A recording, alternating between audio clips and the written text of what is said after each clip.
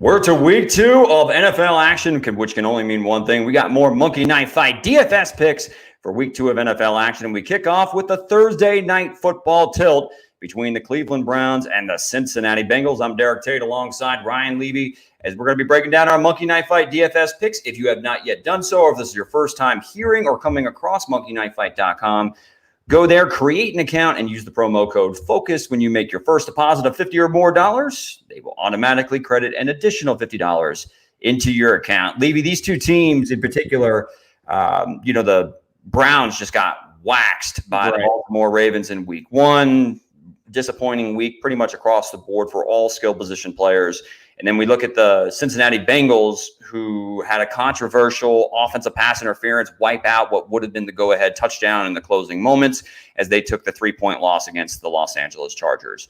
So we got an interesting slate for the Thursday night game to really try to peg some of these more or lesses as we head into the contest. Right. I'm excited for this matchup. I think, this is an important game for both. I agree, since he definitely should have won that game against the Chargers. And then the kicker incident at the end of the game.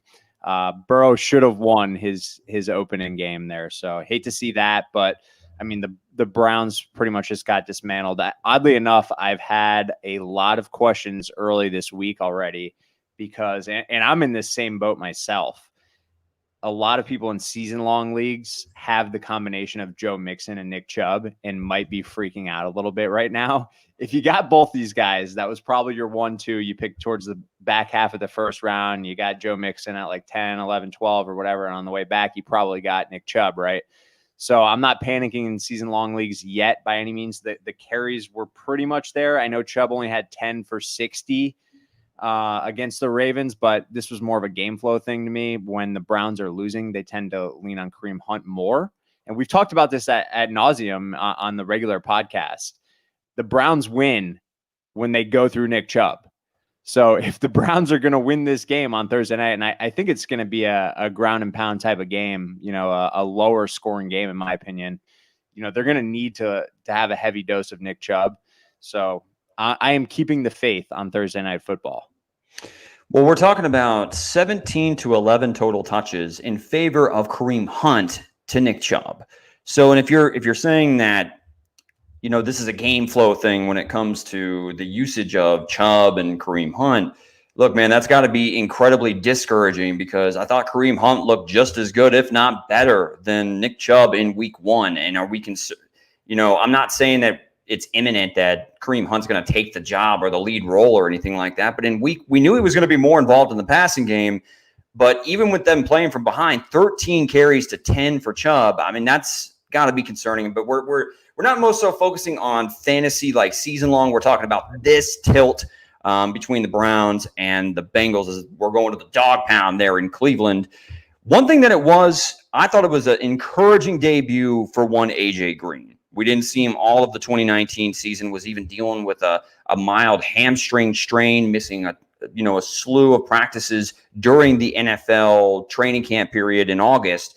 But he looked good, and he looked like the primary target for Joe Burrow as we take our first look at more or less, which you got to just pick more or less. Receptions for AJ Green, and now rushing yards for Nick Chubb heading into week 2's tilt. So we'll take a look at AJ Green first. What do you think about the mark set at 4.5 receptions? Do you got more or less? Right. So I'm with you. It was definitely an encouraging debut for AJ Green here. He looks to be the go-to target for Joe Burrow. I actually thought after all the buzz and everything this offseason and camp and everything that Tyler Boyd was going to be that guy. It seemed like they had good rapport, and even Auden Tate for that matter. But right now, I got to smash the more button here on 4.5. It's a pretty low total. I expect AJ Green to catch 5 or 6 balls here in this game. What about you? Well, Green did pretty well against Casey Hayward, who's one of the better man-to-man corners in the entire National Football League. And, I'm not saying that the Browns secondary is devoid of talent altogether, because certainly they're not. Denzel Ward is a talented player, but, if he was able to catch in Burrow's debut where he struggled a little bit. And again, AJ Green, Burrow missed AJ Green on a layup of a deep touchdown pass. And he damn near had a second one. Yep. which was a controversial offensive pass interference call for the game winner. So for me, AJ Green, I'm taking the more on this. They're going to be throwing the ball quite a bit. I don't know how much they're going to be able to run the ball and impose their will with Joe Mixon, because I thought the Bengals offensive line struggled in week 1 against the Chargers unit. And I think more of the same will be against, Myles Garrett and the rest of the boys there for Cleveland. Yeah, I'm with you on that for sure. I'm curious to see what you do with the second leg here. See, you're more confident in Nick Chubb than I am. And I mean, I do think that you want to focus in on the fact that the Los Angeles Chargers were able to run the football pretty effectively against this unit. So it makes me want to lean more for Nick Chubb. And if you think that the game flow is going to favor using Nick Chubb in this tilt, I will go ahead and go more. I just don't know how confident I feel in the Cleveland offense, man. I mean, I hear you. Trust me. That's the biggest problem. Yeah, it doesn't give me the warm and fuzzies, but to me, it's a no-brainer. The Browns win when it's a no-brainer in terms of offensive game plan. I'm not saying it's a no-brainer to smash the more, because it's tough to be overly confident in Nick Chubb right now. But both backs were efficient last week. I mean, it was Kareem Hunt that was 5.5 yards per clip, and Nick Chubb, who was 10 for 60. Right. So, I mean, this offensive line is vastly improved. I think they should be able to manhandle the Bengals up front, but I mean, they just have to commit to, which is weird because, you run the ball 23 times between two very talented backs, and they still got blown off the football field. They could not sustain drives because Baker Mayfield and company couldn't continuously move the chains and convert third downs. Just a rough matchup for them in week 1. So I'm hoping that they get their shit together. They need to hand the ball to Nick Chubb 15 to 20 times, in my opinion. It's just proven that's when they win. It happened last year too. It's when Chubb gets a full workload and Kareem Hunt is mixed in and is the third down back. That to me is the success pattern here. So I'm gonna go more. I'm gonna give Chubby one more week here. And all right, that's fine, and I'll roll with you. I don't feel great about it. I just don't trust the damn Browns at all. But on paper, it looks like a good matchup for Nick Chubb. And again, he wasn't terrible last week. It just so happened to be that, unfortunately, they ran into a buzzsaw that is the Baltimore Ravens. So We'll move to rapid fire, which is you're pitting two players against each other, and some of them are getting Vegas odds, so to say. So for passing yardage, it's Baker Mayfield versus Joe Burrow, obviously. And Burrow is actually getting 3.5 passing yards. For receiving yards, Odell versus AJ Green. AJ Green actually getting 2.5 reception yards. And then reception total, Landry versus Boyd. And Landry's getting an additional half a reception. Right. So let's start with the passing yards. How do you see this playing out between two guys that have a lot of options to throw to? Yeah, after watching Baker last week, and again, I know it was a tough matchup, I really, if I'm going to bank on the fact that Nick Chubb is going to get 20 carries this week, let's say I want to set the over at 17.5. I think he needs to hit the over on that for them to win this game. And if that's the case, I just don't know that I see Baker Mayfield throwing for like more than 225 yards. And I don't know that he'll necessarily need to. For me, I'm going with Smoking Joe.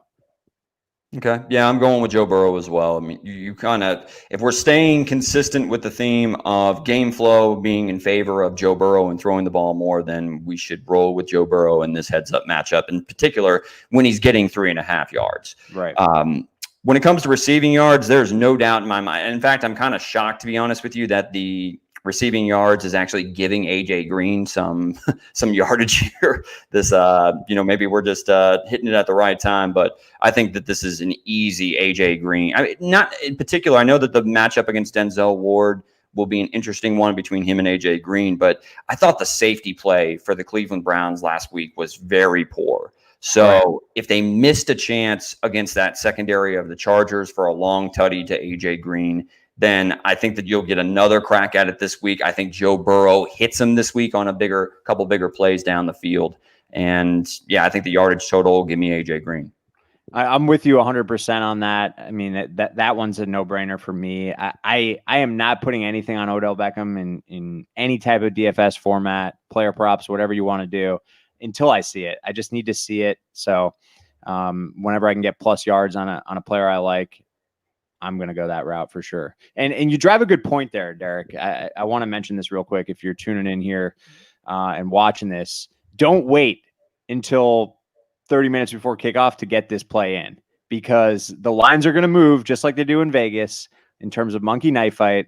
So this contest might not be offered for that long. If too many people jump on this, if they feel like it's too easy, they're going to throw it up there and maybe Odell Beckham Jr. will be plus yards. So get it while it's hot is what I'm saying.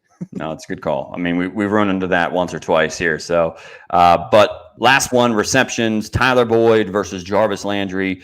I didn't think that Landry was going to have as big of week one role as he did. Of course, the game flow, like you mentioned, the Baltimore Ravens jumping out on the Browns, probably helped his cause as far as the stat line goes. But really, Tyler Boyd, he didn't catch a pass until halfway through the third quarter.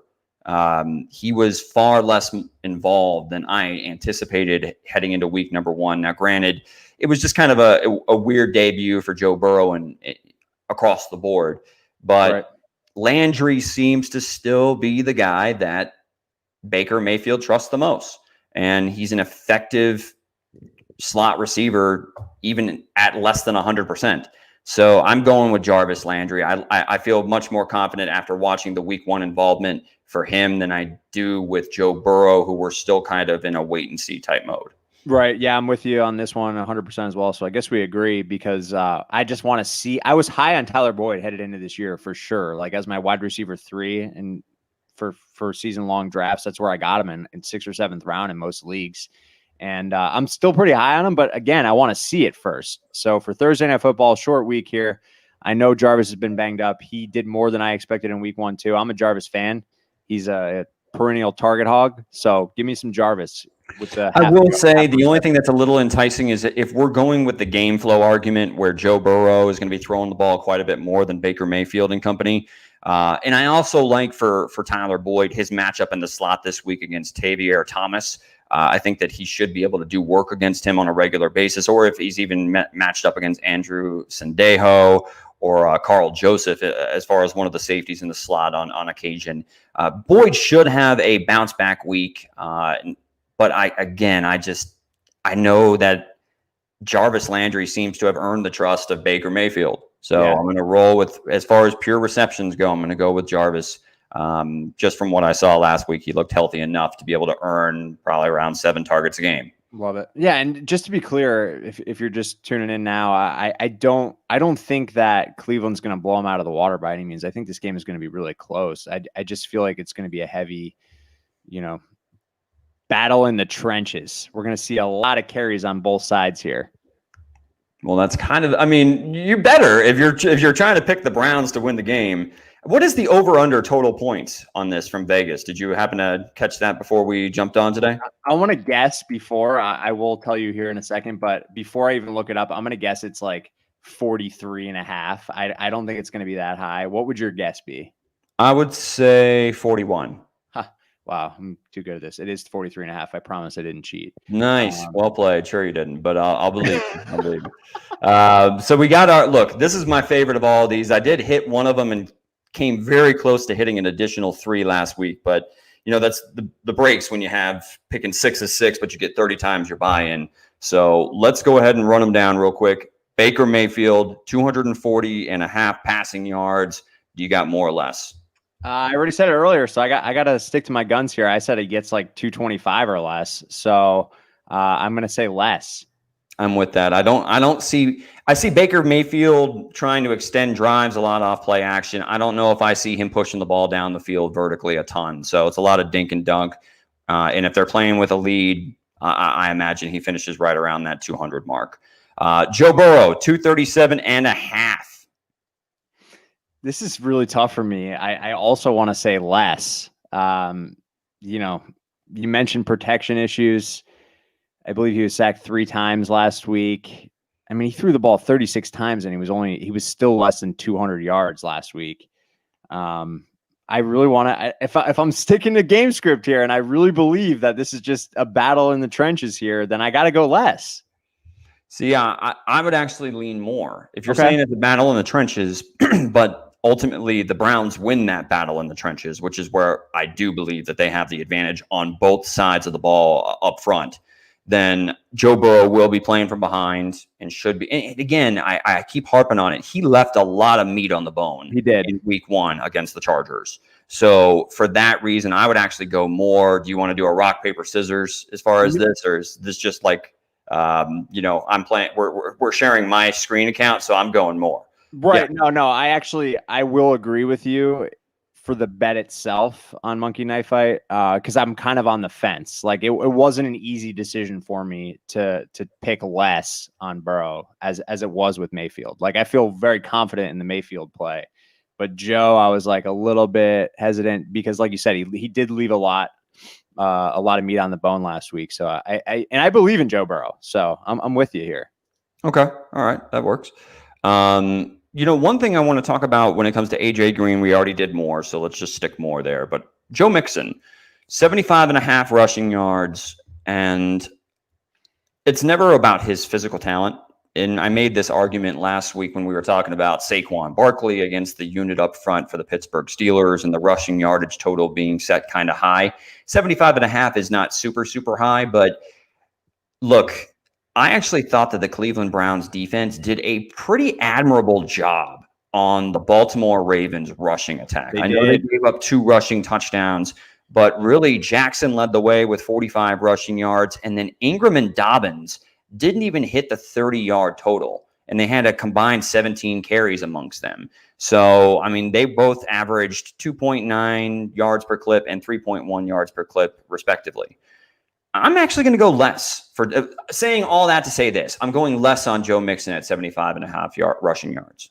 No, I'm with you. I wrote down those same numbers. Actually, the Gus bus had a better yard per carry than Ingram and Dobbins. So that's gonna be a committee nightmare there for most of the damn season. Yeah, I think they're still giving the Gus bus carries. Right. I think Mixon still gets 20 carries in this game, but even at 3.5 yards a carry, let's say, what is that?